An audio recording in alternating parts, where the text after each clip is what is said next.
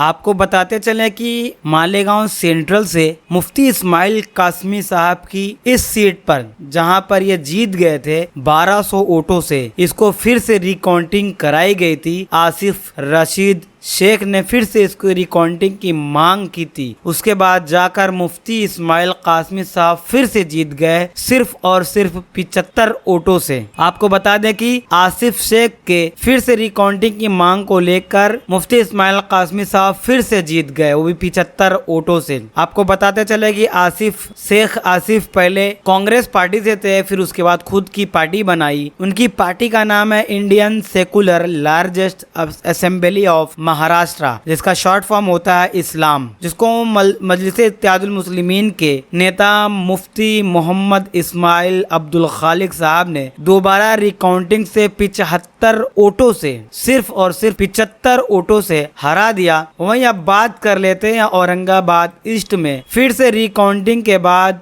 सैयद इम्तियाज जलील अतुल मोरे से 2161 वोटों से हार गए। महाराष्ट्र के अंदर सिर्फ और सिर्फ अब AIMIM की एक सीट रह गई है। एक सीट और है लेकिन उसका कुछ कह सकते नहीं है, जिसको कहते हैं एक सीट की काउंटिंग अभी चल रही है। 19 में से 22 मतलब 19 राउंड हो चुका है, 22 राउंड टोटल है, जिसमें से फारूक शाब्दी साहब हैं, लेकिन ये 47,000 वोटों से पीछे हैं, सेकंड नंबर पे हैं, जितना इनका भी नामुमकिन है। अब ये मान लिया जाए कि ऑल इंडिया मजलिस इत्तेहादुल मुस्लिमीन महाराष्ट्र में सिर्फ एक सीट रह गई है। अब अगली वीडियो में बात करेंगे किस तरह मजलिस इत्तेहादुल मुस्लिमीन के नेता इम्तियाज जलील को हराया गया, कितने लोगों ने मिलकर हराया, क्या रणनीति थी, क्या चीजें थी।